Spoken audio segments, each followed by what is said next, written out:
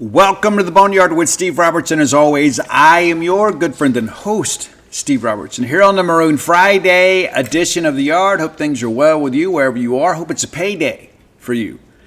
Nothing quite like payday, right? Get out and have some fun, pay some bills. You don't need to live to work, though, right? Make sure you live within your means and have a chance to get out and go do some cool things. Don't run up a bunch of credit card debt, kids. Don't do it.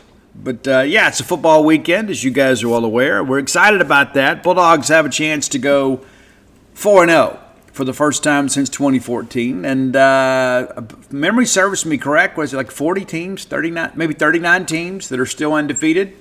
That's a cool thing. That's a good club to be in. A lot of cool stuff to talk about on the show today. I got some serious stuff to talk about too. But the reality of it is we're here to have a good time and to prepare for another SEC football weekend. Got a cool top 10 list, somewhat, maybe akin to our opponent. We'll look at the weekend and talk about some more important stuff. But we also have a big baseball opportunity today, and we'll have a baseball scrimmage tonight, so we'll talk a little bit about that next week. But, we get a chance today to speak to Coach Brian O'Connor, some of the assistant coaches, selected players, and then we'll have an opportunity to watch practice and the scrimmage. So it'll be a full afternoon. That's one of the reasons we're going ahead and getting the show up today. There is some rain in the forecast today. I don't know how that'll impact our baseball availability, but we're going to get out there and see what happens. Looks like it'll be okay. Looks like it's just maybe a little bit of rain this afternoon. Maybe. We'll see. But excited about that. Our first look at the new Diamond Dogs, and you never know. I'm going to go grab the camera and get a few pictures out there today so you guys can get a look at some of the transfers and newcomers in their maroon and white. I encourage you to come out tonight if you are in town for the ball game. A lot of people come up on Friday when they get off work, maybe knock off early today. 6 o'clock is your start time for the scrimmage. And Coach O'Connor's told me that we're going to scrimmage 18 times. Some of those will be closed to the public, but most of them will be open for you, and they'll share that. You were invited out tonight, but it should be a nice time. Yeah, for sure. And then, of course, you can make a full weekend of it. Tomorrow's a big day, obviously. And I'm going to talk a little bit more about Northern Illinois today. I had a chance yesterday. Jacob Bain will have the piece. I did the interview, but Jacob Bain will have the story today. Come behind enemy lines. We have to kind of hustle a little bit when we have these, teams like this that don't maybe have a site on the network. But I spoke with Skylar Casellas yesterday, who works for the Northern Star, which is the student newspaper there at it's actually an independent student media thing, but you know what I'm saying. But anyway, spoke to him at length about what to expect from Northern Illinois, just kind of his observations. Enlightening conversation. I think anything that we can do to give you guys more information, about opponents and things of that nature, because, have you followed Northern Illinois football the last couple of years? I haven't, Obviously, I paid a little attention last year as we began to recruit some of their players that went in the portal. And I remember them beating Notre Dame last year. But the reality of it is that I'm not much of an expert when it comes to Northern Illinois. The Brad asked me last night, how do you feel like we match up against Tennessee? I said, well, I haven't even got there yet. We'll start our work on that on Sunday. But again, if you are planning to come next weekend when the Bulldogs play Tennessee in the afternoon, which I still think is a joke, but should be a night game, but I don't get any say in that, you need to go and buy your tickets. And let me encourage you as always, because I care about you and your financial safety. Check healthstate.com/tickets first. Because there's a lot of people out there, and a friend of mine from the Delta, we love her to death, put out on her Facebook, hey, I'm looking for tickets. And the next thing you know, like 10 bot accounts show up. Oh, I've got tickets. And you as excited and well-meaning as you are, may unknowingly cash app somebody some money and then never get your tickets. So if you're looking for tickets, start at healthstate.com. You don't have to pay a bunch of fees and things like that. Those tickets are guaranteed. If there's ever a problem, you can go to the ticket office and get you sorted out. In the event you don't do that, try to buy from a reputable third-party company like SeatGeek. The promo code BSR might still work, or BONEYARD. I can't remember which one it was. That may still work for you. Or buy through, a reputable, StubHub, something like that. When you're dealing with an individual that you don't know what their intentions are. And we've had several people over the years that have reached out and said, hey, what can they do for me? I bought these tickets and never got the tickets. Can the ticket office help me? And the answer to that question is no. They cannot. If you buy the tickets directly from Mississippi State through healthstate.com/tickets, and you can just go to healthstate.com and you'll see there's a tab for tickets, then you're taken care of because you get that email confirmation. And if anything goes wrong, if for some reason the tickets are not delivered to you electronically, they can make you whole at the ticket office. If you buy from just some random Facebook account, you're on your own. And so I advise you, as always, check with healthstate.com first. Of course, everybody's looking for a deal. Everybody's looking for some tickets, maybe perhaps that, they don't have to pay for. I like free tickets, too. I love being able to go to a show and be on the guest list or be on the VIP list and be able to go watch sound check and not have to go pay for tickets. I love being able to do that. It's just not always possible. And as Mississippi State continues to win, tickets are going to be in high demand, as will the proximity of scammers to you and your money. There'll be a lot more people that'll pop up, and you just want to bring your family to a ball game. And next thing you know, somebody's stolen hundreds of dollars from you, if not more, and then you can't go to the ball game. And then all of this becomes a big stressor in your life. So check healthstate.com first. There are still some good tickets available. Matter of fact, I'm going to put up right now, just so we can just speak intelligently about this. A lot of people out there, too, as you know, with these concert tickets, people go out there and these scammers or third-party companies go buy up the tickets and then sell them to you over face value. My firm belief is that should be illegal, but, what do I know? It's supposed to be. It's supposed to be scalping tickets, supposed to be illegal. And we went through a lot of this back in 2014. So like every Monday, people were hitting me up like, hey, Steve, can you help us out with some tickets? I know people always tend to have some. And, when my friends have tickets, I try to get them in the hands of Bulldogs. I do. But looking right now, it says tickets for tomorrow's game, you can get them as low as $17. That's a good deal, right? And I'm pulling up the map here. Again, you're not going to find a better price out there unless a friend of yours just kind of gives you tickets. But if this thing will pop up for us, everything, I just want things to work. I say that a lot. I just want things to work.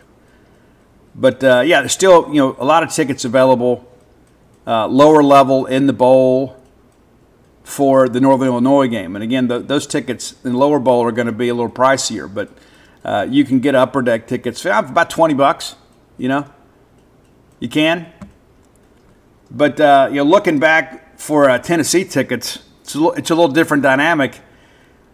Those tickets right now, there are no really inexpensive tickets, at least not that price. It's about $50 and up for the Tennessee game. However, you can buy them through the ticket office. And if you want to sit in the lower level, you can, but those tickets are going for $110 plus.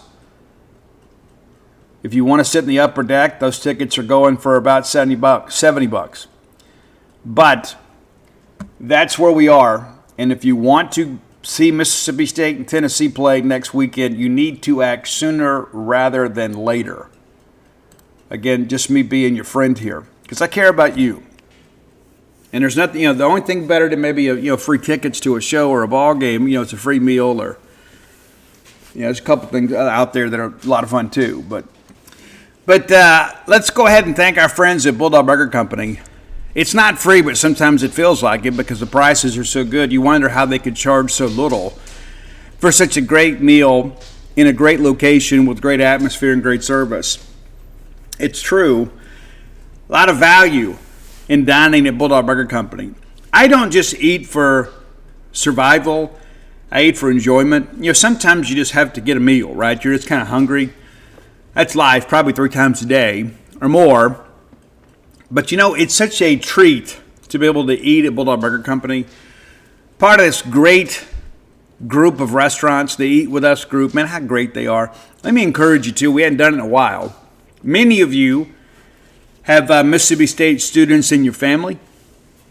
Many of you may just have friends in the area. How about give them a night out?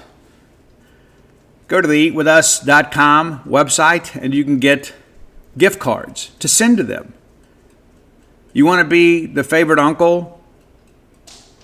Send them a gift card and give them a chance to go out with friends. And you know what? Maybe a date, right? How cool would that be if there's a date night and you bought the meal and then that relationship ended up being one of significance? Yeah. So think about that. Along those lines, too, treat yourself. Go out to Bulldog Burger Company, get the spring rolls as your appetizer. You'll be glad you did. They'll make you and everybody around you better looking. Find your own favorites. As I mentioned the other day, I'd kind of been craving Bulldog Burger Company. I just had the Bulldog. Kind of went back to the beginning. Great. Never disappoints. Absolutely love the Bulldog. You will too. And if you're a newbie to Bulldog Burger Company, let me encourage you. Start with the Bulldog and then maybe branch out on your subsequent visits. Get that chocolate shake to go. You can ride that ride home with a smile. 3 great locations to serve you: University Drive in Star Vegas, Gloucester Street there in Tupelo, Lake Harbor Drive in the Richmond Flowood area. Bulldog Burger Company, the place where people go to meet, M-E-A-T. Okay. Kind of back to our conversation with Skylar. It kind of mirrors some of the things that I've seen, but he talked a little bit about, you know, when they hired their new offensive coordinator, they talked about, hey, we're going to be more tempo, we're going to do this, we're going to do that. And I think really they do not have the personnel that maybe matches their vision for offense. And so you're kind of having to work around that aspect of it. You're kind of having to work around, okay, what are we capable of doing? And that's where things kind of stand with them. And the fact that they've had the week off, I suspect we'll see some new wrinkles. We may see some tempo. But Quinn Sanders is the offensive coordinator and the quarterback coach. And in his first year with the program, if what I'm told is correct, yeah, that is correct. He was at University of Charleston as a head coach before he joined the NIU program. So, you know, he's trying to kind of move along here and advance his own career. But so far, you know, his time at the Division II level and the success at that level hasn't really translated over to what maybe the expectations were. And some of it, I believe, and kind of talking to Skylar, again, he kind of echoes these sentiments, that a lot of this is because the quarterback himself is a little bit limited in what he can do. He's not a plus runner, as we've talked about before. He doesn't have a huge arm. He is very much a game manager. We're talking Josh Holst from Marengo, Illinois. He went to Marengo Community College, kind of worked his way up, earned the job, but they were excited about him. Not the biggest guy. He's 6'4", 204. And maybe it's one of those scenarios, too, where maybe he, like, looks bigger in pads than he really is. He's just, you know, kind of long-limbed type guy. But spent some time with him last year. Had a really good game in the bowl game. And I think a lot of people thought, well, you know, maybe he's kind of figured this thing out and it'll just kind of carry over. Just really hadn't worked out that way. Hammock said earlier this week, too, we just need the offense to just kind of turn it loose. And I understand that aspect of things, too. But played in 6 games last year, was 47 of 81, threw 1 pick, no touchdowns. But rushed 33 times for 165 yards. Now, the comparison this year, He's run 18 times in 2 games for 13 yards. Yeah, that's not going to get it done. And he runs just enough to kind of keep you honest. He's 26 of 40 for 1 pick and hadn't thrown a touchdown. This is a guy that's played in 8 collegiate games now and hasn't thrown a touchdown. Yeah, it's difficult to kind of get things going in that respect. He has accounted for just 1 touchdown in his major college career. So I share that with you because we have really kind of been inundated this year with these playmaking quarterbacks. And Josh is just kind of really more of a game manager. I think that's probably the way you look at this, is he's probably not a guy you have to truly account for in the run game.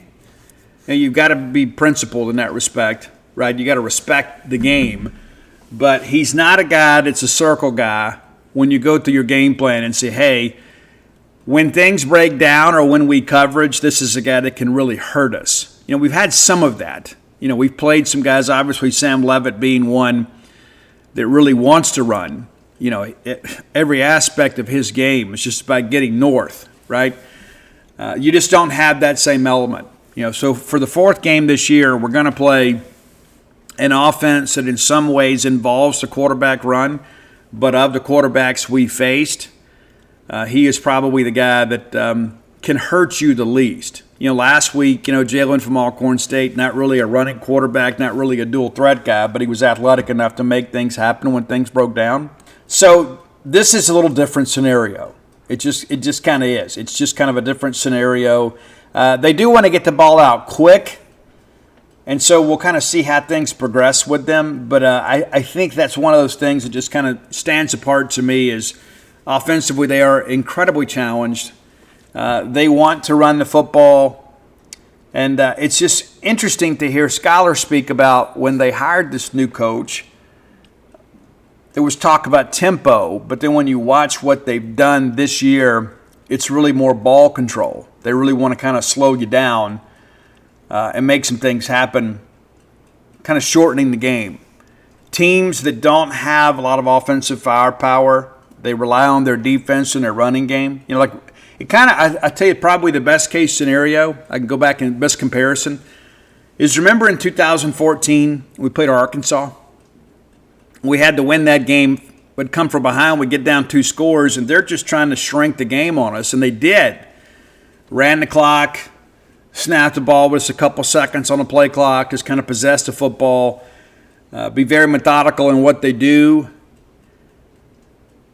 And as soon as we were able to get a lead, which took forever, and that was on a bust, we get it out to Fred Ross, and then we finally take the lead. That was one of those games you look up, and it's like, man, I just got back from the concession stand. It's already halftime.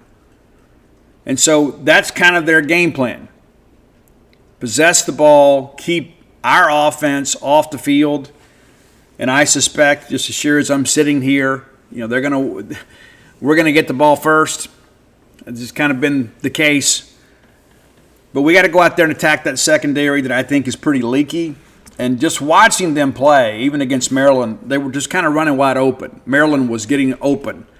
And Scholar makes a great point, too. When they played Holy Cross, it was a guy making his first start. When they played Maryland, it was a quarterback making his second start. So they've been able to maybe influence younger quarterbacks, but Blake Shapen has seen everything they're going to do. So I suspect if we get off to a roaring start, let's say we go out there and score, get a stop, and then score again, and you're up 2 scores in the first quarter, I think this game could get away from them. Because you want to put them in a scenario where Holst, a guy that has really struggled to throw the football with any consistency, you want to put the game in his lap. Football is about matchups. You want to make them uncomfortable, make them do things that they really don't want to do, kind of get them out of their game plan. And that's why that start is so important. And Levy kind of echoed that on Wednesday night too. He goes, it's very important for us to get off to a fast start. So that's how I see that. Now defensively, talking to Scholar, he kind of shared, hey, this is a group. It's got some veteran guys, got some guys that have been around. Talks about the Williams and Williams connection on the edge. And Yeah, we know Jelani because Jelani was the guy that was in the portal and state recruited him for a while. We elected to pass on him. But Roy Williams is a guy who is a senior out of Allen B. Shepherd High School by way of Crestwood, Illinois, 6'6", 257 pounds. They really like him. Wears number 97. They think he can kind of be a difference maker for them. And you look at him, a lot of it is about length. This is a guy that it's going to be difficult to kind of get the corner against, right? So he started every game last year as a junior. Has been in that program for a long time, throughout his college career. Played in half dozen games as a true freshman, and then in 23 he was a quality reserve that made 24 tackles and then worked his way into the starting lineup last year. Was a second-team All-MAC selection, had 6.5 sacks, which was second on the team last year. But looking at this year's numbers, it's just 6 tackles so far. But again, I think a lot of this is a product of the fact that the opposing offenses just haven't been on the field a whole lot. He has a sack for them and a quarterback hurry. So those are the things to watch. They do some interesting things up front. They do play some games up front. They do some stunts and things of that nature. They feign some pressure and then kind of bring it from other places and try to confuse the quarterback and kind of confuse your targeting when it comes to your offensive line. All of a sudden you think, this is the guy that I'm supposed to, and then they stem late. So they try to do some games up front just to kind of put themselves in a scenario where they can get to the quarterback and get in the backfield. And they are a team that can get some TFLs. But those are guys you need to watch. That secondary then, again, they've talked about them a good bit. And I think some of this is, just watching them, they always talk about you don't trust your lying eyes, right? Both of the games that I've watched that they played this year, Holy Cross and Maryland both, there were people getting open. And, Holy Cross, not necessarily a very prolific offense, but they had guys getting open. And I suspect they don't have anybody at Maryland or certainly at Holy Cross with the foot speed of Anthony Evans and Brennan Thompson. And so I think that's going to be a real matchup problem. And I think we've got to come out, try to establish the run, to get those safeties to have to respect the run, which will give us more one-on-one matchups to the outside. You'll probably keep a safety back and kind of shade to one side or the other. But this would be a great game for maybe a third receiver to emerge. We've had that discussion this week over at genespage.com. As we get into SEC play, we're going to be playing some skill guys. They're going to be able to run with our guys for the most part. Brennan Thompson, again, some people believe is the fastest guy in college football. And so you got to put him in matchups that are advantageous. But people are going to be, more inclined to kind of look at that and say, hey, we're not going to let those guys beat us. And so this would be a great game for, Jordan Mosley or Aiden Williams or somebody else to kind of step up and be that third receiver, because as Thompson and Evans get more attention from defenses, there are going to be opportunities. And so the way you counter that is obviously you work the other way and you hold defenses accountable. We always talk about take what they give you. If they're giving you the one-on-one matchup to an outside receiver opposite Thompson and Evans, then you got to go that direction. But looking back at the game with Holy Cross, Cal Swanson, the quarterback at Holy Cross, went 17 of 29. 29 passes, and this is a ball game that was a 19-17 affair. So it's not like they're having to chase the game. 29 attempts, but it wasn't like there was just a ton of pass breakups. And they did gash him for 146-yard pass over the top. Northern Illinois able to sack Swanson a pair of times. So I do expect them to kind of get some pressure at times just because they've got some quality edges out there that are veteran guys that have been around the college game for a long time. That's something to kind of consider. And we've got an offensive line that we probably will have the same 5 we ran out there last week, with the exception Albert Reese will be back, and so I think that's one of those things you begin to kind of consider too. Javen kind of gives you a little bit of leeway to kind of work now. It's 2 games now that Javen James has played and has really done well. And we signed him basically as a developmental guy. And now here he is, couple of quality starts under his belt. Those things are important to me. But, I suspect that we'll run it kind of how we hoped to run it, probably going back to week 2 in some respects. Jimothy will be back. Didn't play in week 2, but we'll have Jimothy, Jacoby, Cannon, Zach, who's doing a really good job, and then Albert Reese. That's probably the 5 you run with. But Maryland did not allow a sack against Northern Illinois. Now, Maryland got 4 sacks of Josh Holst. And, of course, that obviously negatively impacts his rushing totals on the year. But, he netted 2 yards. He ran the football 10 times in that game against Maryland and netted 2 yards because of those sacks. And so had a long of 9 and then ends up netting 2.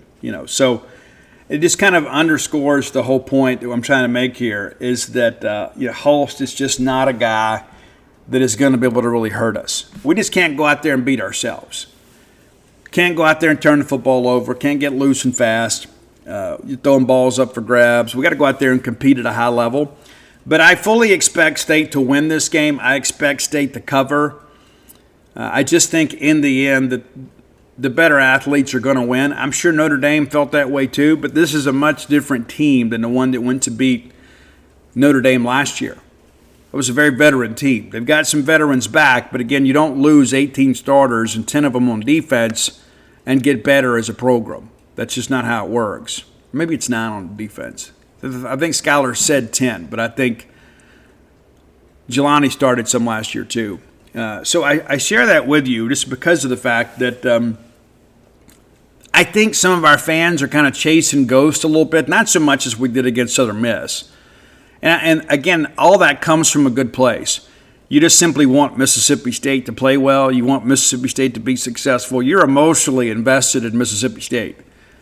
But yes, I fully expect us to win this game. I do think it is a game that will get away from them. I don't think it's going to be like it was last week, 63-0. And it may be, you look up at halftime and maybe it's a 14-3 or a 14-7 type game, and then State kind of exerts itself in that third quarter, much like we did at Southern Miss. I think this game settles somewhere between the Southern Miss score and the Alcorn State score. I do think at some point they'll score. They do have a couple of quality running backs, as we discussed on our preview on Wednesday. But the reality of this is this team simply does not have the athletes to beat Mississippi State unless the athletes at Mississippi State aid in their own demise. Very important for us to go out there and protect the football. And silly penalties, we're getting flagged too often, okay? I think everybody can admit that. When you got a lot of new faces, you have some of that. But that's one of those things that we've got to get better because we get into SEC play, those penalties matter more just because the level of difficulty rises so significantly. So probably, I don't know, State probably wins this game 24 points or so. That's what I'm expecting. If we come in less than that, I still think State wins this game even if they don't cover without any real anxiety. That's how I feel. I hope you feel the same way. And again, I know some people are still kind of shell-shocked from last week. And, it's only human nature for many of our fans to say, well, I'm looking ahead to Tennessee. We'll beat Northern Illinois. We'll find out what we have next week. I don't know if we find out next week either. And that's not in any way to be critical of Tennessee. But I think that's going to be a very important ball game. And let's assume you win this week. That next week's game against Tennessee, next Saturday afternoon, is probably the most important football game we have had in Starkville in a long time. In a long time. Maybe you go back to 2022. We had some big games then. But I think after what all we've gone through, that this one could be the biggest one that maybe we've had maybe since like 18, maybe. It's crazy to think about. But just as we were excited about that Arizona State game because we knew that was like a milestone maker for us. Are we really back? Are we really improved? Are we really on the right track? Well, then you get the dub over Arizona State, and then you have all this unbridled exuberance because we want it so bad. And now you think, okay, you get through non-conference 4-0, which Jeff Lebby said was one of our 2 early goals. Our first goal was to win the season opener. Our second one was to win all the non-conference games and get into SEC play 4-0. That's right there in front of us. And he goes, then we can kind of assess where we are after this. But if you begin to kind of tabulate that in your mind and say, okay, if we go 4-0 and possibility of having a number next to our name as we get ready to play Tennessee, could be a top 25 matchup here in Starkville, then you begin to see, okay, well, now is another chance for us to kind of prove where we are and how much we've improved. And so we're going to talk a lot about Tennessee next week, obviously, but the next test, obviously, is Northern Illinois. You got to take care of business there. And if you begin to kind of consider the math on this, right, everybody's like all season long and all summer long, we're like, Steve, I just don't see 6 wins. You know, I picked us to go 5-7 this year. I thought 6-6 was probably the ceiling. I thought, if we win 5 or 6, it's a step back in the right direction. But, 5-7 makes us 3 consecutive losing years. But I tried to be as objective as I could be because I worried about losing the Arizona State game. Well, now all of a sudden, you win tomorrow, you're 4-0 with 8 games left, and you just never know from one week to the next what the teams that we're going to play are going to look like and what we're going to look like. But as Joel Coleman said many times, you can't win them all if you don't win the first 4, right? And so that's kind of where we are right now. So we're going to take it one week at a time. But I think most people have probably kind of recalibrated their expectations. And if I told you back in June, hey, we're going to open up 4-0, you'd be like, you know what, I absolutely don't believe it, but I want that. And so now here we are with the opportunity to make that happen. All right, your Close with Blair player of the day. And we got a lot of different options that we can go here. We're going to go with Nick Mitchell. But before we do, let's talk a little bit about Blair Chandler. Blair is now Facebook official with his new lady friend. So congratulations to Blair. I don't know if congratulations are in order to her or not. No, I'm kidding. Blair's my buddy. I love him to death. But, yeah, it's a big thing, right? You go Facebook official, I wonder who pushed for that. You know what I'm saying? Like, I wonder, was it Blair's idea or was it her idea? I suspect it was hers. But either way, congratulations to the both of you. My bride and I have had dinner with them here in Starkville at Harvey's. Had a great time. Need to do it again. And that's the fun part, getting together and have fun with friends. Listen, you need to get out and let Blair Chandler go to work for you. Blair has been in the mortgage lending industry for 24 years, coming up on 25 years. Nobody stays in an industry that competitive that long without getting the job done. And he's the guy that's always in demand. There's a lot of people out there. Every year, he pretty much gets job opportunities. People are trying to recruit him because he's a closer. You don't need his resume. You just need to understand he can get you to the closing table when so many others can't.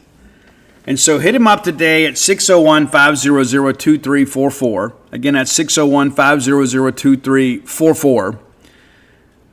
Whether you're looking for your first home, your next home, or your retirement home, or perhaps that game day condo that could prove to be more affordable than you think, Blair Chandler is the name to know. Visit him at closewithblair.com. That's C-L-O-S-E with Blair, B-L-A-I-R.com, and let him go to work for you. He knows how to construct loans to give you the best chance of approval. And you know what? If you're not quite ready, like if you're just trying to get ready and say, hey, Blair, listen, I need to know what we need to do to buy a home. He's willing to take those calls, right? But you put some things in your developmental pipeline. It's like, hey, okay, I'm kind of rehabbing a borrower here, a potential homeowner, and say, hey, let's put you on a plan here. Here's what we got to do. We need to clean up some things on your credit report. We need to save a little money if we can for a down payment. He can hold your hand and help you navigate through that. It doesn't have to be an intimidating process. It can be, but it doesn't have to be. So stick with a winner like Blair Chandler at closewithblair.com. All right, the reason I'm going with Nick Mitchell today is because of the fact that they're going to run the football. I think in many respects, this game's going to be kind of played between the tackles. I don't think that they've got the speed to get the edge on us very often. I think they want to kind of get downhill, run some traps, and kind of work on the interior. They'll run a little bit off tackle from time to time. But I think Nick Mitchell has a chance to have a huge game. I really do. I think with him playing Mike linebacker and Jalen Smith's playing very well for us as well.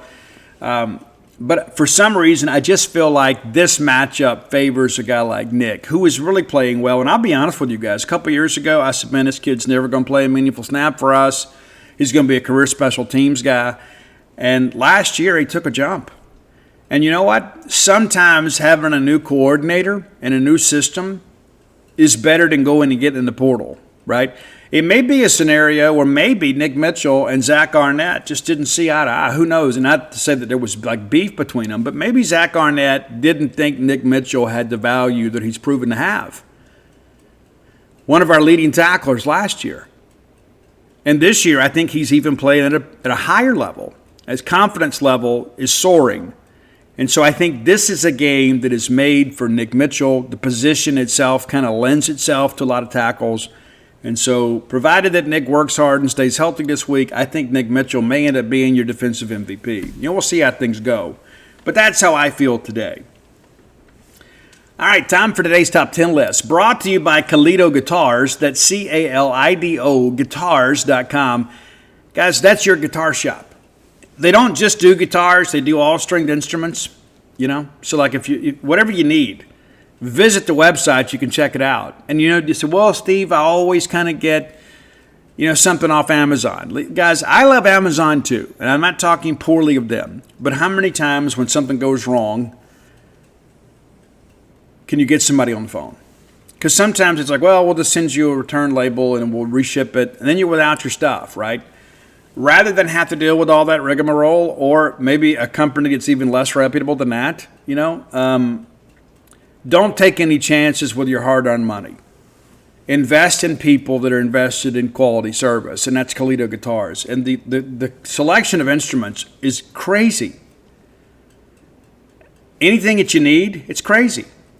Whether you need, like if you're a beginner, or let's say, you got a young lady in your family that's been inspired by Taylor Swift and wants to pick up the acoustic guitar, you know what? You can get her one at a discount at Calido Guitars.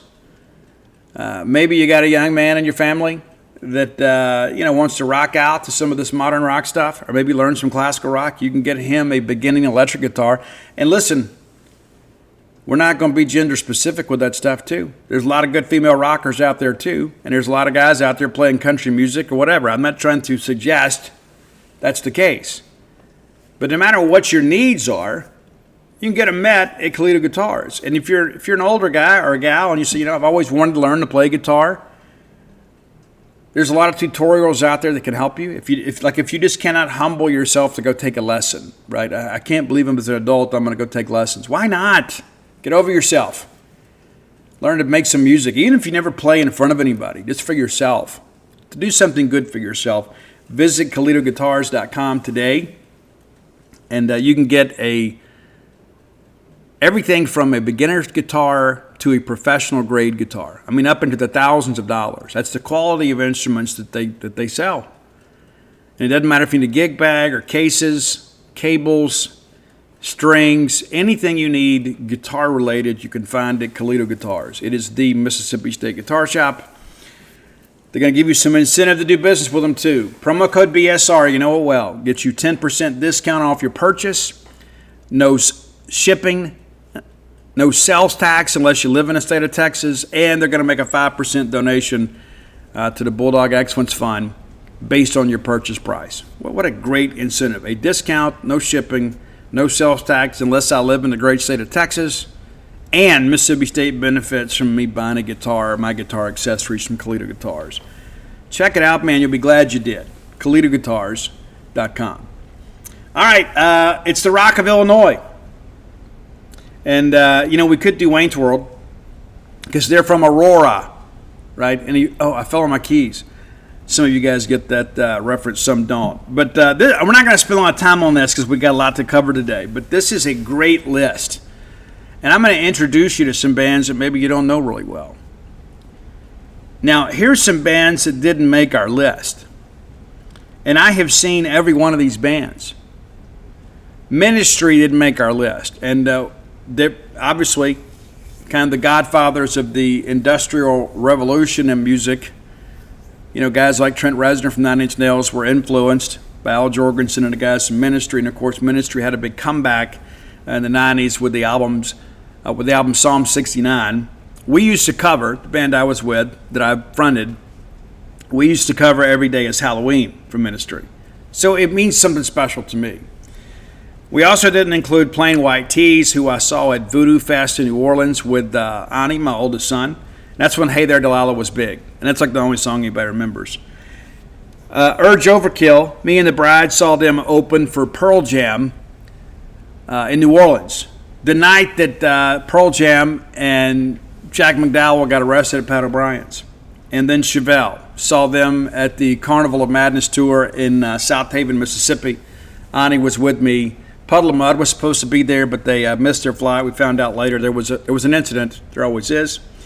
So those bands don't make our list, but one band that did, and this is one of their, I could have easily put in Chevelle or any of these other bands at number 10, but I had forgotten about this band. This band goes back to the 70s, and in many respects, like them and Petra, like those of you that are into contemporary Christian music and Christian rock, this is a band that was doing it really before anybody. And it's the Resurrection Band, or the Res Band, as the cool kids said. And we're going to go with a track called White Noise. And here's the thing, it sounds a lot like Eruption from Eddie Van Halen. Like in the beginning, there's like a 1-minute intro. And I think even if you don't know the Resurrection Band, and maybe you should, this is a track worth listening to. Number 9, going back to the early days of Sirius XM Octane, you know, back when it was just Sirius, before they merged. Band called Rise Against, and some punk elements involved in this, but it's a track called Savior. I absolutely dig this track, and I'm going to send this song to Ani a little bit later. I guarantee you he's forgotten about it, but man, we used to jam this thing. They're a great band, Rise Against. Number 8, a lot of people thought they were kind of a one-hit wonder. They covered a song by that Russ Ballard wrote. We talked about him a while back.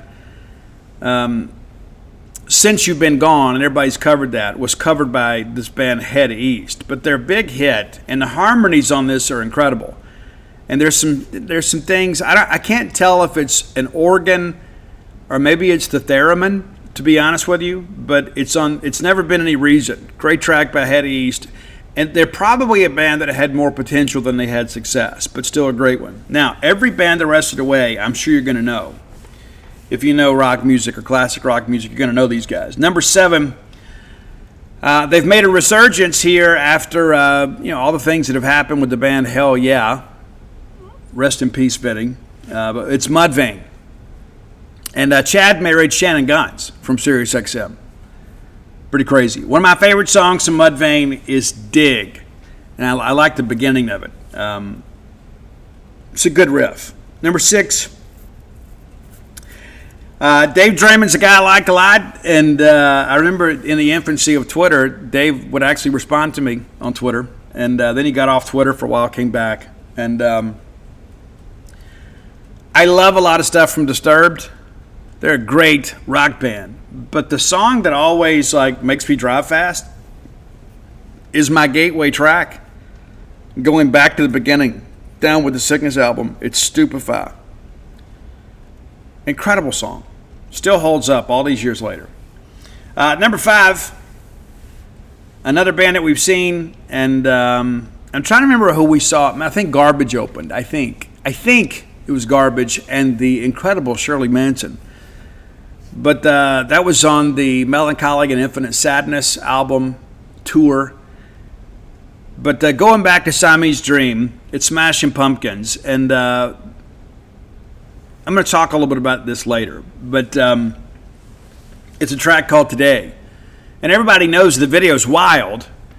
But Billy Corgan said that he wrote that song when he was at one of his lowest points. It was kind of like writing a gratitude list. It's like, today is the greatest day I've ever known. Like, he was trying to kind of pull himself out of a funk. I'm a firm believer in doing that. Number 4, you couldn't do a list of Illinois rock bands without including the band Chicago. Now, I don't like Chicago as much as some of these other bands, but it is absolutely impossible to ignore their success. I did have Chicago 18. That's the one, it's hard to say I'm sorry. You're the Inspiration was on there. And then I think I had 19. I didn't have much of the earlier albums, but if you recall, at a time in my life, I was a DJ. We played a lot of Chicago. But I'm going to go back several years, so we're going to go with Just You and Me. What a great track that is. Number 4 on your list, Chicago's Just You and Me. We could probably argue about the top 3. And you could make an argument for any of these bands. I ranked them on the way that I like them because it is my show after all. But number 3, it's REO Speedwagon. And I saw an interview some time ago, and I think it was a bass player. When they said, "What song do you like to play the most?" And I think I knew the punchline before he said it. He said, "It's Riding the Storm Out." That's what we've always done. Man, I love that track. There's a lot of REO stuff that is kind of power ballads, right? And I think in some respects, them and Journey kind of went back and forth. Maybe Foreigner. You could probably take those 3, like those early 80s rock radio friendly bands, and a lot of them had the success, and Kevin's voice was perfect for that. But we're going to go with Riding the Storm Out, a little more of a rocky song, because I didn't want to do a ballad. Number 2. Now this is very much a pop rock band, okay? Very much. Seen them, saw Rick and those guys at Rocklahoma here a couple years ago, and Rick gave Lizzie Hale his guitar to go out on stage to play, and she said she first learned guitar, and some of the first songs that she learned were Cheap Trick tracks. So we're going to go back, a song that everybody knows if you know Cheap Trick. It's Surrender. It's great. And they made a resurgence in the late 80s too. They had The Flame, of course, and they covered Don't Be Cruel from Elvis Presley. Kind of reintroduced themselves to a new generation. They're still out playing today. But number 1, second album I ever bought. The first one was Queen the Game. The number 2 one was Styx, Rockin' in Paradise. And I bought it because I love the song Too Much Time on My Hands. I still have it somewhere. But in time, as I began to learn Styx, I favored the Tommy Shaw songs. I think he was just simply a better vocalist than Dennis. But so we're going to go with Styx's Renegade. I'm also a Steelers fan, so it kind of stands to reason. Could have gone Blue Collar Man here, but I got Styx as the best rock band ever from the state of Illinois. That's how I feel. If you have ideas for the top 10 list, reach out, let us know. Grateful to do those for you, provided that I can do a good job with it. Sometimes you guys introduce me to bands and it takes me a little while to kind of get familiar with the catalog. I want to do your list justice. And I've had people say, "Hey, Steve, how about let me do a list?" We've considered that. But I think part of this too is you hearing me tell you the songs that I like about maybe your favorite artist. I think it's one of the things that we can share. So you never know what we'll do. I have in the past, I had Dave Murray do the Steely Dan list, and he loved doing that. Got some people in my life that are country people that have shared some of their lists with me.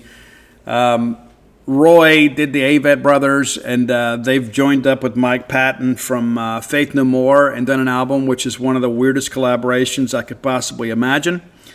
But hit us up and let us know. Hit up Roy on X at Dogmatic67, DAWGMATIC67. And you can find our great list on Spotify under that same handle. And follow me on all forms of social media at Scout Steve R. All right, next segment of the show brought to you by Campus Bookmart, a Starkvillian institution. We love Campus Bookmart. And why? Because they have what we want. Mississippi State merch. Yeah, whether it be apparel, gift ideas, diploma frames, everything you need to detail out your fan cave, you can find it at Campus Bookmart. Stop by and see them this weekend when you're in Starkville. Yeah, if you're coming next weekend, stop by and see them again then too. Find yourself some new Mississippi State merch. You'll be glad you did. Reward yourself. You work hard. You put up with a lot of nonsense. You may as well have some nice Mississippi State merchandise. Reward yourself. You'll be glad you did. If you can't make it to town to see their smiling faces, visit them on the World Wide Web at campusbookmart.net. By being a loyal Boneyard listener, we'll give you a phrase that pays, BSR. It stands for Beautiful Steve Robertson. That gets you free shipping on all orders over $75. Any order less than $75, absolutely incomplete. All right, let's take a look at the SEC weekend. We kind of touched on it a little bit earlier this week. But Arkansas is playing Memphis there in the Liberty Bowl. There is some intrigue about this game. And to be fair about this, I just don't think Memphis has the athletes to compete with Arkansas. And Arkansas fans, there's a lot of angst around that fan base. They're 2-1. As it stands, we stand here today, the Razorbacks are 2-1. And to be honest with you, I think there are some people, as much as they like Sam Pittman, I think there are some people that feel maybe a sense of buyer's remorse, that maybe they shouldn't have stuck with him as long as they have. Guys, they lost the barn burner last week to Ole Miss 41-35. In 3 games, Bobby Petrino's offense put up 52, 56, and 35 points. Scoring 35 points in an SEC game is a big deal, and I know that Ole Miss defense isn't what it was last year. I just don't think that Arkansas fans have a lot of beef. But what I think they're worried about is once you get through Memphis, there's kind of a murderer's row here, right? The rest of the schedule after Memphis, there may be a scenario where they don't win a game. Now, I'm sure they will, but they're not going to be favored in many games the rest of the way. After Memphis, they're hosting Notre Dame. I know Notre Dame shouldn't be ranked. It's still Notre Dame. Then they go to Tennessee, a team that they beat last year, surprisingly. Then they host number 10 A&M. They host Auburn. They host Mississippi State. They travel to LSU, travel to Texas, and then Missouri. So, yeah, it's a tough schedule. But you got to go play the games. Now, on the flip side of this, Memphis, and you look at what they've done as of late. I mean, they've been very good as a G5 program, or whatever we're calling that these days. I mean, every time you turn around, it's group of 6, group of 5, power 4, power 5, whatever. When I was a young man, we called them minor conferences, but apparently that upset some people. But they're in a minor conference. But they're 3-0. They haven't really played anybody, but they're 3-0. They knocked off Chattanooga, Georgia State, and Detroit, and then, of course, they'll host Arkansas. Guys, we're going to take the Razorbacks in this one, 7.5. I think all of this angst probably fuels the Razorbacks to go out there. I just don't think Memphis can win a shootout with them. I think this Arkansas offense is really good. Defensively, they're probably not where they need to be. I just don't think Memphis can exploit that, so we'll take the Razorbacks to cover. UAB is at Tennessee, and man, that's a lot of points. The Volunteers favored by 38.5 against a team with a winning record. Now, granted, it's UAB. But the thing that I kind of consider, too, is Tennessee getting back in the SEC play next week. So I think they probably take their foot off the gas in this one in the second half. Now, UAB, again, 2-1. They beat Alabama State. They lost at Navy 38-24. And then they beat Akron 31-28. Listen, the Zips have not been good. They haven't been good under Joe Moorhead. So there's no chance that I see UAB winning this ball game. But, man, 38.5 points is a ton of points.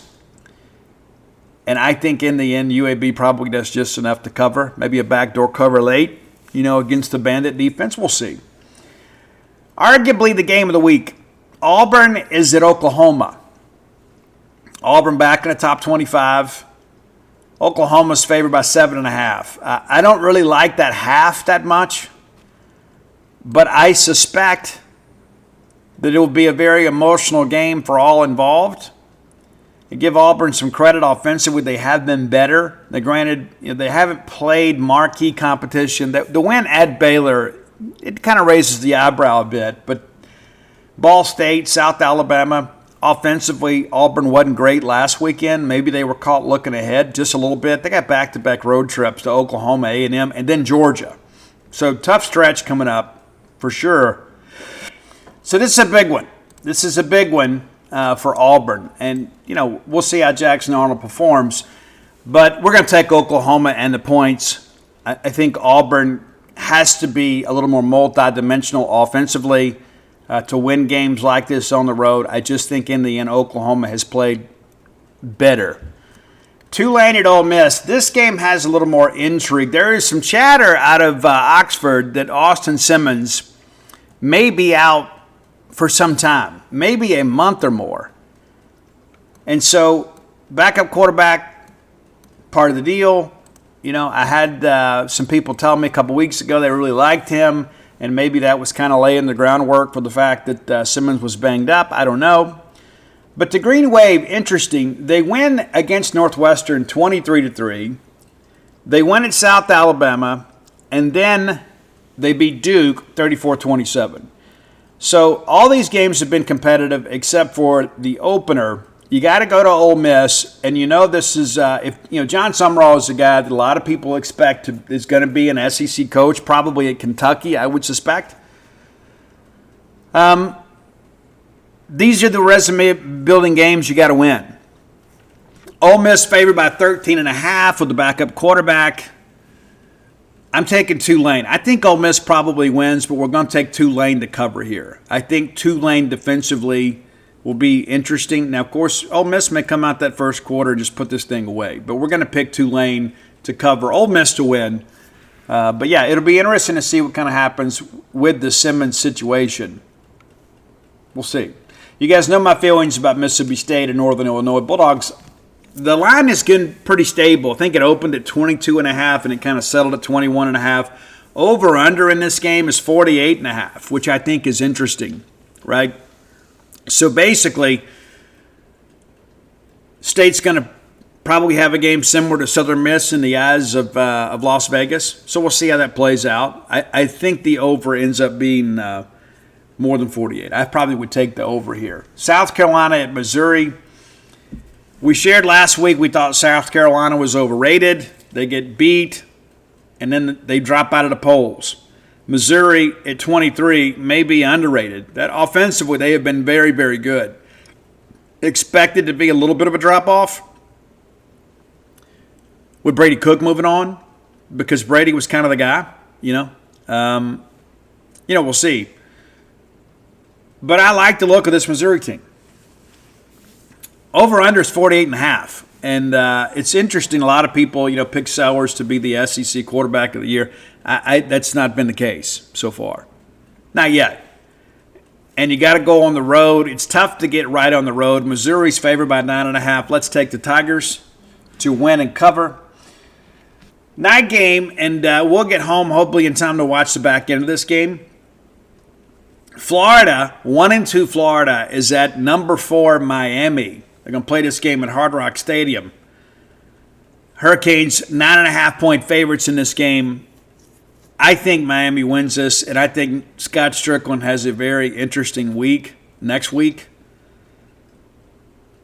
And anytime that your employer has to put out multiple statements of confidence in you, it's not great.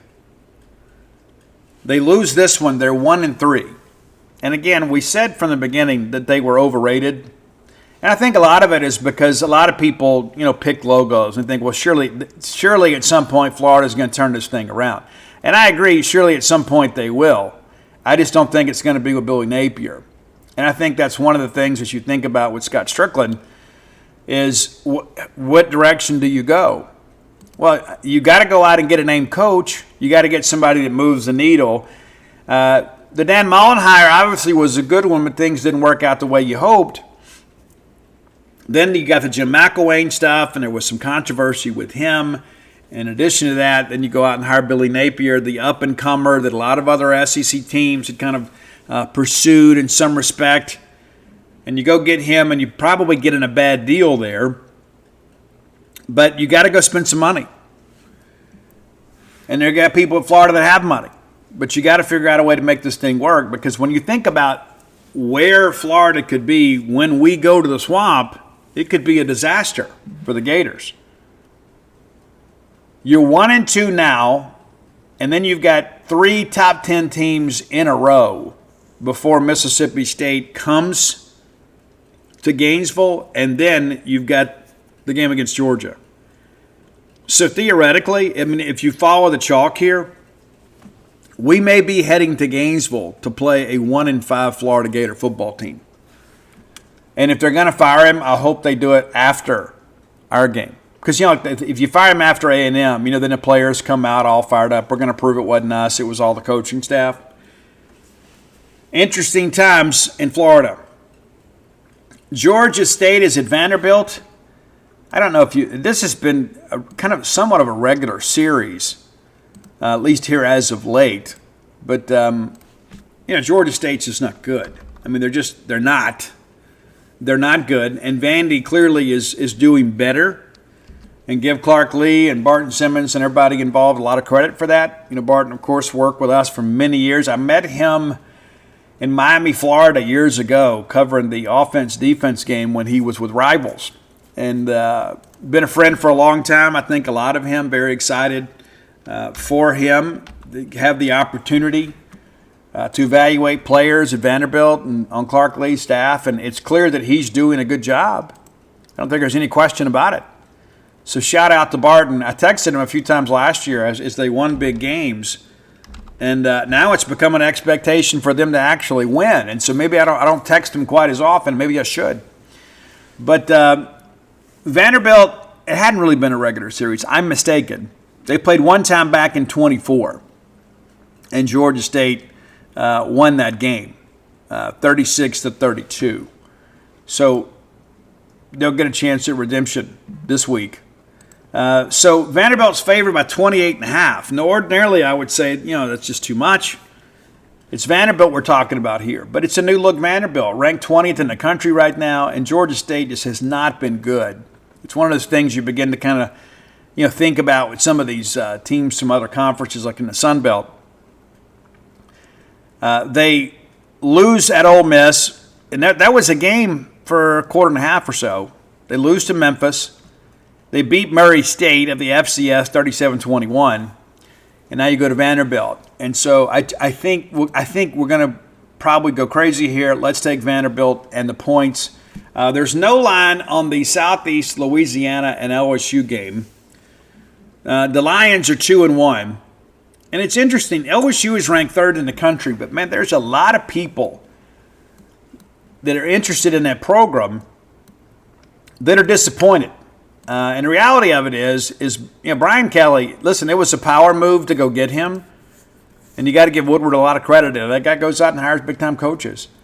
But offensively, LSU hadn't been great. And a lot of it, I think, is because LSU is trying to rely on a running game that has had some trouble and an elite defense. I mean, this LSU defense, if you watch them, especially in that Florida game, Florida's got athletes outside. And LSU, I thought, took the fight to the Florida skill position players, and they won the game 20-10.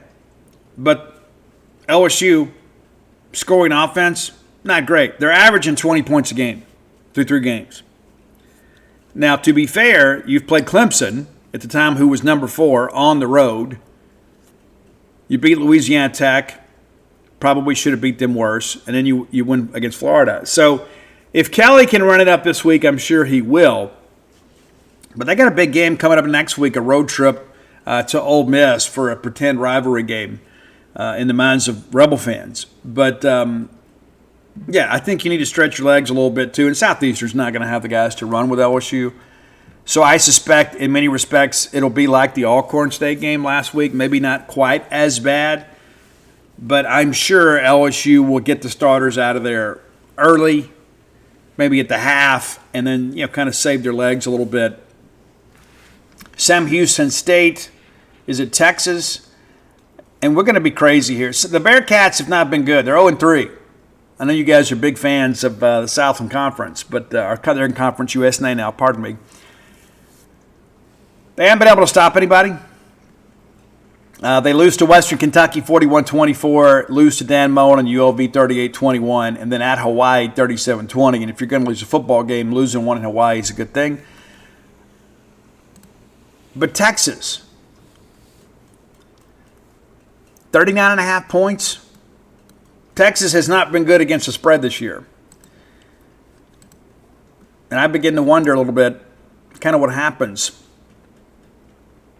this week. They didn't cover the last two non-conference games. They barely beat UTEP 27-10. I know that they want to get the offense rolling before they play Florida. I'm going to take Sam Houston to cover. Texas wins, obviously. But I think, even as bad as Sam Houston has been, I think you can keep this game under 40 points. That's my feeling. And, we'll see how things kind of play out. So here are your winners this week. Arkansas, Tennessee, Oklahoma, Ole Miss, Mississippi State, Missouri, Miami, Vandy, LSU, and Texas. And your covers, in my opinion, Arkansas, UAB, Oklahoma, Tulane, Mississippi State, Missouri, Miami, Vandy, LSU, and Sam Houston State. So we'll see how things go. We're picking against the spread over at genespage.com. We used to just pick winners, but nowadays we pick the spread to make it a little more interesting. It'd be easy just to pick winners, and we did it for a long time, but we decided to add a little intrigue to it. You may have heard, too, that there is now the movement to have one transfer portal. We talked about that on the show some time ago for football. That's the way it should be. My feeling was, and of course, nobody asked me, but I'm sure maybe at some point you have a passing interest in what I have to say or you wouldn't listen to the show. I thought it made sense. December open period. And then guys that need the spring semester to earn their degree would get the benefit to be a grad transfer in the spring. I haven't heard that aspect of it, but as of now, it's a December transfer portal period, and some people think it's a bad thing. Some people think it's a great thing. I think it's a good thing. I think certainly for schools, I think it's a great thing just to have the one period, and then you have the benefit of getting just about everybody here for spring practice. I haven't looked into all the details about how that may work if guys need the spring semester. Some will, right? Some will. You have to be in good academic standing to go in the portal in the first place. So you're not going to be able to run from academic issues. But it makes sense that guys would be there and have the benefit of spring practice with their new teams, give them the opportunity to kind of get up to speed and see how things go. The other part of this is there was widespread situations, maybe not as widespread as you might think, and a lot of it was kind of at some lower levels. Some of these agents, and I use that term very loosely, were having kids go in the portal in December and then sign with a team and then transfer again after the spring. Now, there were some guys out there that got processed out. But there were others, and I've had people tell me this, that are in the know, that agents would say, hey, let's go in December and then we'll go again in the spring and we can get paid twice. So it wasn't about education. It really wasn't about football. It was really about the opportunity to just kind of make money. I don't know everybody's situation, so I don't want to judge people. But at some point, the schools have to have some measure of security. Used to, when the portal first opened, a coach could go get sideways with a player and coach him, and the player get his feelings hurt. I'm just going to get in the portal. Well, they eliminated that. Okay, now we didn't have portal windows, which was a step in the right direction. And now we're saying, hey, we're going to have one portal window, which I think is great for college football, and I think it eliminates some of this agent wrangling out there. And that needs to be regulated too. That's one of those things that I think is very interesting. And this SCORE Act, I think, will be something to watch. If you haven't kept up, that's kind of the the federal oversight bill that's being pushed along, and some people think it could actually bring an end to the NCAA, which may be a good thing. I don't know.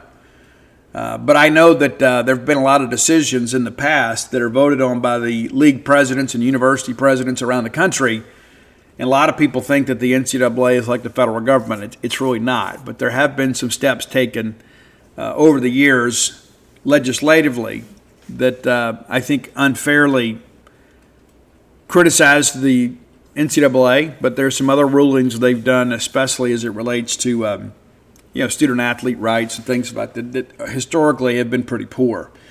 So things are changing, but this, again, I think is a step in the right direction. And again, when we first started doing this, everybody, I hate the portal. There is some benefit to it. There is some downside to it, but corralling this into one portal window, I think, is going to be better for everybody involved, certainly for you, right? Now, you're not coaching or playing, but you are investing. And I think this gives you a little more security of kind of where things are. And it'll be a lot more competition, too. A lot more competition for these guys. And don't know how long the window is going to be. We'll update you as it goes. But we're finally starting to get some greater barriers and kind of parameters, kind of set up some guardrails, if you will, about the transfer portal process. And so it's taken us a long time to get here, but it does appear that maybe there is a sense of sanity that is beginning to kind of be introduced into this process. Because it's just crazy. The portal used to be open 365 days a year, which was stupid. So, again, more and more things are kind of coming into focus here, and people will adjust. They will. And to be honest with you, I mean, how many spring transfer guys, have we had that have made a significant impact? Zach Owens is probably the one you look at as the most notable if you're Mississippi State. We said way back at post-spring that there were a lot of pieces coming back, Luke Work and Jacoby Jackson and Cannon Boone and Albert Reese, and those guys are playing significantly. Zach Owens is a guy that's played every game at right guard. So, and that's a guy that I don't think was hyped very much. Of course, Blake Steen gets hurt. He was a starter in game one. But there hadn't been a ton of spring portal guys that have made a huge impact. And I share that because I think they don't get the benefit of going through workouts and spring drills and things of that nature, so they're playing catch-up. So at the end of the day, it's probably better for everybody. All right, final segment of the show brought to you by the Stark Vegas Clubhouse, the best place to stay in the Golden Triangle when you're bringing a large group to town, and you should. We stayed there. We had a great time. Spent a lot of time just kind of lounging around the living room, watching a little TV, playing some games, just kind of enjoying being together. We didn't have a ball game to go to. We just went and stayed and got everybody under one roof. And the older I get, the more that matters to me. My kids are scattered. They are. I got kids in 4 states right now, And so when we can get everybody together, it's quite the treat. Treat yourself, whether it be kids, cousins, parents, aunts, uncles, college roommates, whatever. The Stark Vegas Clubhouse is available for you, and you owe it to yourself to go make a stay there. Google the Stark Vegas Clubhouse. When you do, their Facebook page auto-populates. You can peruse all of the amenities available to you and your guests: the full-service kitchen, the wet bar, the back porch area, the fire pit area, 6 bedrooms, 2 baths. Just 5 minutes away from the Mississippi State campus. You can do your tailgating right there. Save yourself a lot of time and trouble, for sure. Now, when you Google, some booking options are going to pop up too. If you want to go through Airbnb or VRBO, you can. Nothing's going to stop you. But if you want to save some money, book through the Evolve website and use promo code BSR10. That's BSR, the number 10, 10. Gets you 10% off your stay. You could pay more, but why would you, right? Stark Vegas Clubhouse, the best place to stay in the Golden Triangle. All right, I told you guys we're going to talk about some serious stuff today. Not going to talk about any political stuff. There's enough of that going on. And to be honest with you, I'm getting a little bit overwhelmed with all of the information that's coming out. I'm still following it, but I know that this sometimes is like a haven from that type of world. And so a lot of people out there learning some valuable lessons about life. But I want to talk about some other things in life I read yesterday and watched a video of the report about the young man that apparently committed suicide in Vicksburg. And we've talked about Trey, the young man at Delta State, and again, our hearts go out to that family. I can't even begin to imagine what they're dealing with. But these are our neighbors. These are our fellow Mississippians. These are people that have the same dreams and aspirations that we do. And when you send your kid off to college, you expect to get them back with a college degree. You don't expect to be planning a funeral. So again, our hearts go out to them. And T's and P's, as everybody says, but that's a family that'll never be the same again. But the young man in Vicksburg, I learned yesterday that he was a guy seeking recovery. And I get emotional thinking about that. And I'm going to try to make it through this without having to pause. But I was that guy at one point in my life. And there are still people out there that suffer. It is a painful reminder to me that it is not getting any better out there.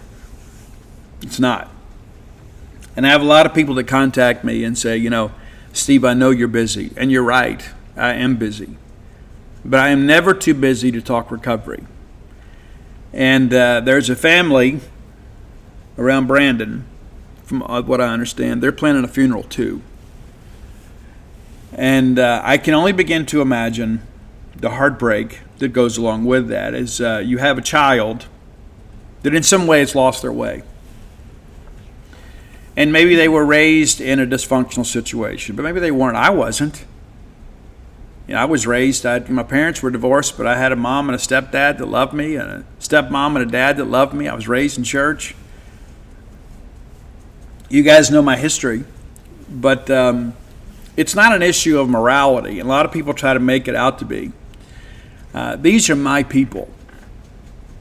And I share that because there are so many people in society that see this as some type of issue of morality. And I think for some people, it is kind of an excuse to feel some false sense of superiority. Addiction affects every family. And for many people, they see it on TV. They see it in a newspaper, or they, see it on, some reel or some, music video or something.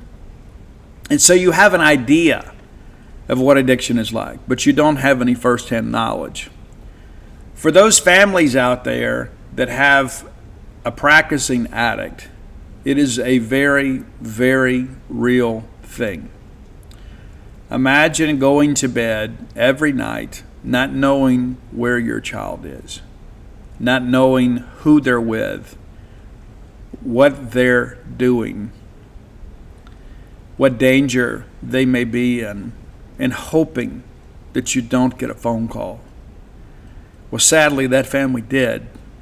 They got the phone call they never hoped to get.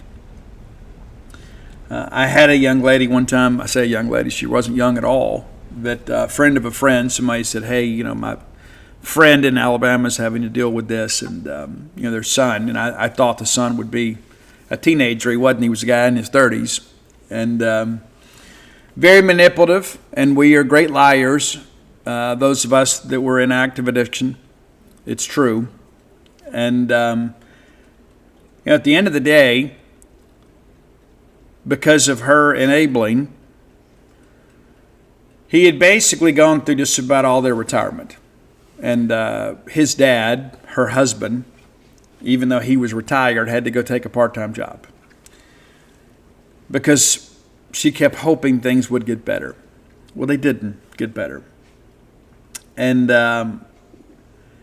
we finally got him into treatment, and he AMA'd after about 2 days. And for those of you who don't know, AMA is against medical advice. He left against medical advice and told his mom, they had me for 2 days and said I wasn't an addict. And he was lying. And then they found him floating in the Mobile Bay later that week. And I remember talking to her afterwards, and I was like, I just feel, I'm just so sorry for you. She goes, Steve, in some ways it's a relief. She goes, as sad as it is, and as selfish as that sounds, it's kind of a relief. I don't have to worry anymore. And so I share that with you because addiction affects the whole family. It affects the entire circus. Everybody in your life that loves you is worried about you, whether they say it or not. And there's so much out there. There's so much hubris out there that we occupy ourselves with. And I'm guilty of that at times too. Well, somebody said this. The more visible you are, the more people are going to say things about you. The more successful you become, people are going to say more things about you. The more visible you are, the bigger target you are. And you got to learn to live with that. And there are a lot of people out there that just kind of walk through life relatively nondescript, and they have haters too. If you've ever stood for anything, you're going to have both fans and detractors. That is life. And some people really struggle with that. But this is a young man, from what I understand, was just kind of run of the mill. He's just another guy. And somehow, some way, he got trapped in the throes of addiction. And for those of you that think it can't happen to you, you just haven't lived long enough. And what I mean by that is there's going to be somebody that you love that's going to be impacted. I can't process alcohol the way many of you can. I can't. I can't. My body just doesn't metabolize it the way it does for other people. Some people can just have like a couple of beers and call it a day. I wish I could do that. I can't. It's just not how I'm built. It's not something that I chose. It's just something that I can't partake in. And of course, I had a lot of pain in my life. And I didn't know how to process that pain.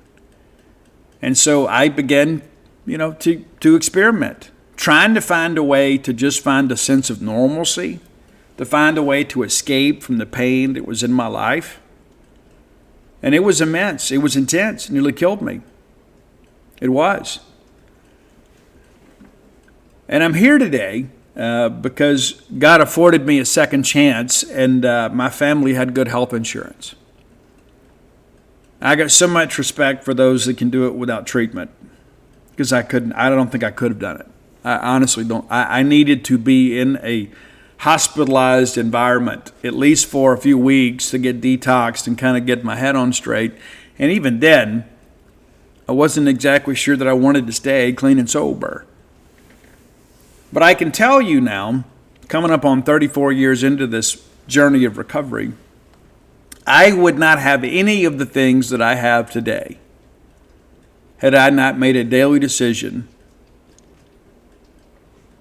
to not pick up and drink or use.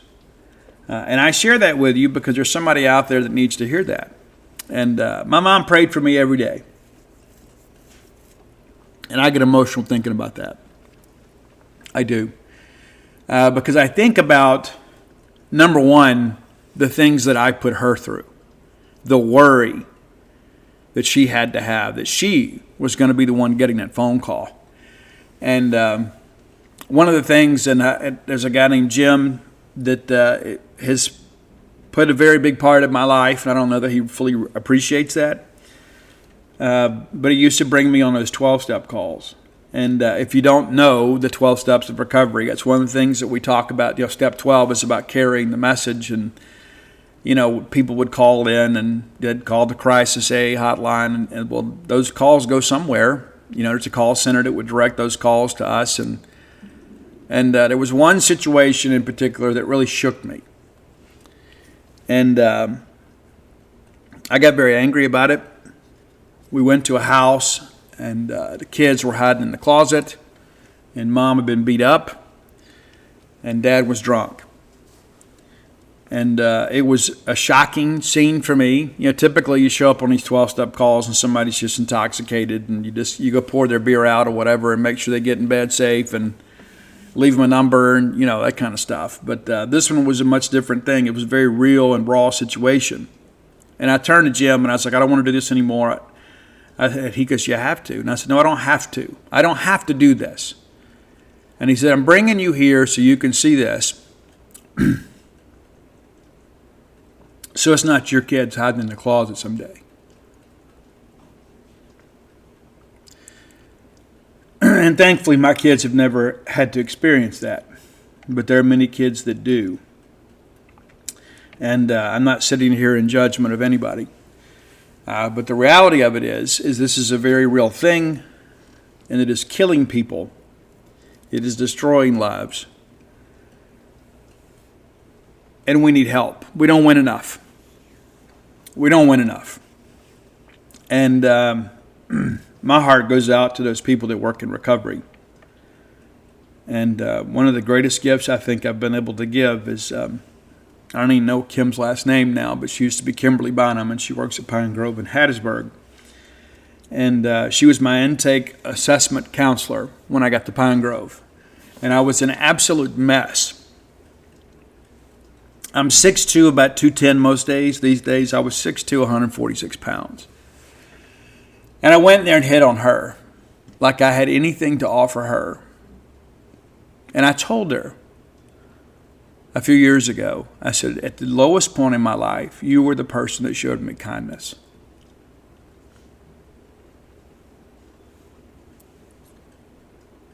There's some glory and majesty in the simple things.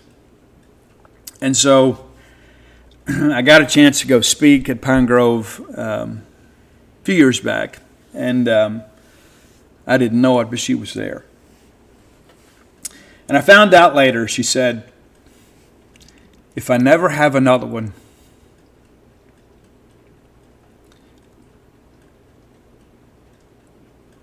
I got that one.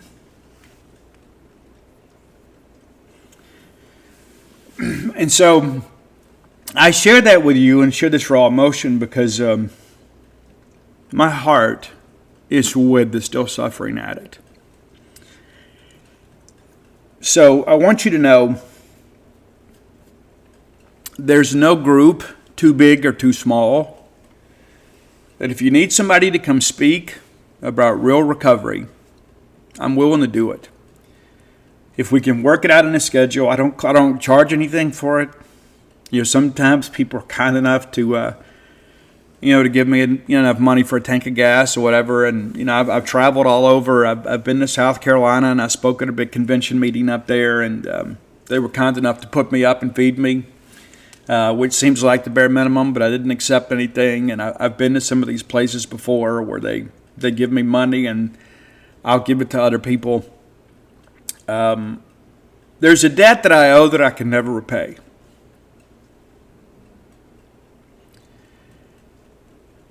So I want to make sure you understand. We get together and we talk about sports, we talk about music. There's nothing more important than this. Nothing.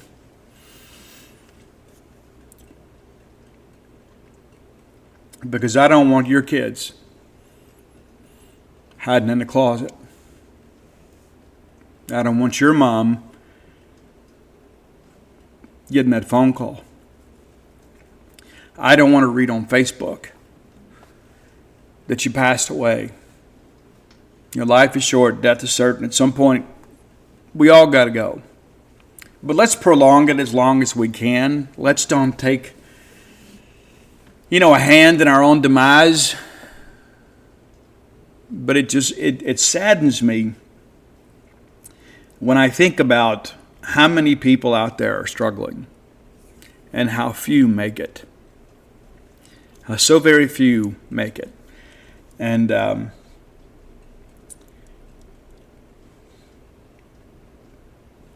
are some people, of course, that get on social media and say all kind of hurtful things. They do. And In some respects, I think some people expect me to live a life sentence, but I'm not going to. I'm going to help as many people as I can. That's the goal. And there are so many people that are nameless and faceless to me that suffer with the same affliction. And so I share that with you today, and I hadn't paused this at all because I didn't want this to be a very clinical type discussion. But if you're a person that is struggling with getting clean or sober, I know people that might be able to get you in a treatment. If you are a parent or a spouse or a grandparent or an aunt or an uncle or a friend or a supervisor or a coworker, if you know somebody that needs to go to treatment, I may be able to help. Had I not gone to treatment, I'd be dead today. There's no ifs, ands, or buts about it. And so, as I think about the pathology of my own life, and I think about the things that I have gone through in recovery, and I will share with you that the worst things that have happened to me in my life happened to me after I got clean and sober. And some people say, but Steve, you attempted suicide in active addiction. You were arrested. You went to jail. You went to drug rehab. Yes, all that's true. But when you get clean and sober, you can't really run from the pain. You have to learn to process pain in a healthy way without a shot or a chaser. Without some Mickey Finn out there just to make you feel better. And that's what life teaches you, is that you can develop coping skills to be able to live life on life's terms. And it's a miracle. If you'd told me, okay, there's going to be this room with a bunch of folding tables and some really bad coffee, but there's magic in those rooms, I never would have believed it. We talk about experiencing the supernatural. When I go to meetings, and I don't go nearly as often as I used to, and certainly probably not as often as I should, I guess my workaholic nature kind of serves that role for me in some respects. But there just sometimes I need to go, and one of the main reasons I go is not just for me but for others, because I think it's important for others. I remember when I picked up my chip. It was my 31-year chip. I think it's right. The day that I picked it up at Rule 62 group in Hattiesburg, there was a young man in his early 20s picking up a Desire chip, saying, you know what, I got 24 hours and I want this way of life. And I was very emotional, much more than I am now. And I shared with him when I spoke, I said, the chip that I'm picking up today is extremely important for you. And the chip that you're picking up today is extremely important for me. Because I showed him that you can do it. And he showed me that it's not getting any better out there. So if I'm thinking about going back out, thinking I can handle it, I can't. I wish I could. I wish I could drop edibles like so many of you and just, kind of chill out and have a good time. But I can't. I can't. Because here's what's going to happen, and you say, Steve, that sounds like a lot of fun. Well, we go out and have a drink, eventually we're going to be heading to New Orleans looking for strippers and cocaine. That's just, my whole attitude was like, there's no point in drinking if we can't wake up with a story to tell, I never knew where the line was, ever. I've never in my life, through all of my drinking and using, have I ever known where the line was. And eventually, my remedy became my poison. And so I think so much about this family I can't remember the last name, but the young man's name is Corey, and I don't know all the details, but I know that another funeral's being planned, and we have to do more. And for those of you, and if I step on your toes here, I hope it hurts. Okay, for those of you that look down on these people that are suffering with addiction, and these families that have a child that is suffering with addiction, if you look down upon them, you are a big part of the problem. You're not the main part of it, but you're a big part of it, because you make it difficult for people to be honest and transparent to say that I need help. I need help. And if you ever want a reminder of the bad part of the world, go look at my Twitter mentions sometimes. Well, Steve's an addict. Steve's a felon. I'm so much more than that today. I'm so much more than that. But I'm very open about my recovery. And the truth of the matter is, if I had not been transparent about it, then many of those people wouldn't have ammunition to shoot at me. But to me, it's a great trade-off. I would rather put up with that and then be a person of assistance to families in crisis. If that's all that I got to put up with to maybe be instrumental in helping someone save their life, it's worth it. What is life worth? Well, I'm just not going to be honest about that because I don't want to deal with the backlash. When you got somebody else similarly situated to yourself that's fighting for their life, I'll make that trade every day. Say whatever you want, but say it in my face. Right? At least give me the chance to respond if I choose to. But the reality of this is we're not winning. We are losing. And there's a lot of people out there that have a lot of theories about we should do this and do that. Listen, I'm just trying to get you 24 hours. If we can just get 24 hours, and then maybe the next day we can get 24 more. And then the next thing you know, we're stacking up a week, and then a month. And I've done this one day at a time, and some days have been easy and some days haven't been. I'm very grateful for the times in my life when things aren't so fragile. But there are other days that are tough. There really aren't days that I think about going out, but they're just days just kind of navigating through life on life's terms that are difficult. It's true. And so we get so distracted with a lot of things in life that really don't have a lot of value. They're just kind of entertainment, and they're just things we do to bide the time. And meanwhile, we got families out there that are living a life we wouldn't wish on our worst enemies. And so we have to kind of band together and be beacons of hope and support for other people. And I got some kids I'm awfully proud of. I am. Matter of fact, just yesterday, we found out that Mia, our Harvard girl, won a spot on the Harvard mock trial competition team. You know what?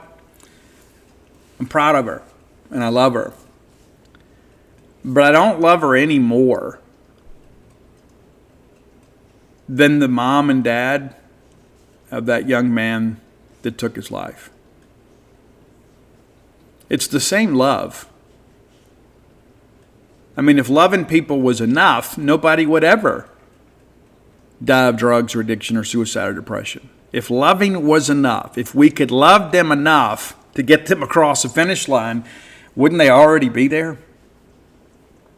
And so I share that because it has been, it's been kind of a difficult week for a lot of us. I can't make the whole world's problems mine. I can't make the whole country's problems mine. I can't make the whole state, the whole city. I can't make all those problems mine. I can't. But what I can do is be as kind and loving to all the people that I come in contact with. Every single one of them. And there are some people, too, that, quite frankly, I'm not going to get on some big soapbox about, treatment centers and things like that. I don't agree with a lot of things that we do in treatment centers. I don't. And that's a discussion for another day. But the one thing that I do know is if I wanted to learn to play guitar, I wouldn't go ask somebody who had never played. If I wanted to learn how to cook a great meal, I wouldn't go ask somebody driving an 18-wheeler how to do it. In all due respect to our truckers, I'm not being disrespectful. I got to go ask somebody who's done it. I got to go ask somebody who's lived it. And there's a lot of people that go into, treatment centers as workers because their heart's in the right place. But I can tell you, as somebody who was there, I had a lot more respect, if I'm being honest, in the people that had done it, the people that had lived it. They didn't know it from a clinical perspective. They knew it from a personal perspective. And so, at some point today, I'll probably go put on Aerosmith's Amazing, and I'll drive down the highway and I'll shed a few tears and I'll be grateful that my mom's prayers were answered. True story. But I'm going to give myself a little bit of credit too. I had to do the work, and so do you. But let's get out of here. It's been a long show, and I love each and every one of you, whether you love me back or not. I do. And there's nobody in the world right now that I have hatred in my heart for. There are people at times that get on my nerves, but I love them and I want good things to happen in their lives. I do. And it's easy to get caught up in all this hubris and stuff, and it's us and them, and we're all enemies. We're not. We're all human beings living a shared experience, and most of the things that divide us are things that could be easily reconciled. But at the end of the day, I don't care who you vote for. I don't care who or how you worship, what kind of music you listen to. I don't care about any of those things. I just want you to have life and have life more abundantly. I truly do. I mean that from the bottom of my heart. I love each and every one of you. And for that guy that says, Steve, when you say that you love us, you may be the only person that tells me that for a while. Well, I'm talking to you and everybody else. I love each and every one of you. And I want you and all those you love to be safe and free from harm. If you hadn't done so, go to dirtyknowbook.com. You get signed copies of all my books, with rare exception. And the recovery book, of course, is When the Bottom Falls. If you're a person that needs to be in recovery, you're in recovery, or you just want to read about it, I think I've written a book that is very honest and transparent. Come float with us at True West Float Spa of Starkville. You can call today and speak directly to Dana. And if you're a person that's having cravings and you're new in recovery, we're doing amazing things when it comes to dealing with cravings and anxiety and things of that nature. So maybe come give it a shot. 662-268-7601. And come join us over at genespage.com. Until next week, let's all live our lives in a way we make more friends than enemies, and people can see a difference in the way we live.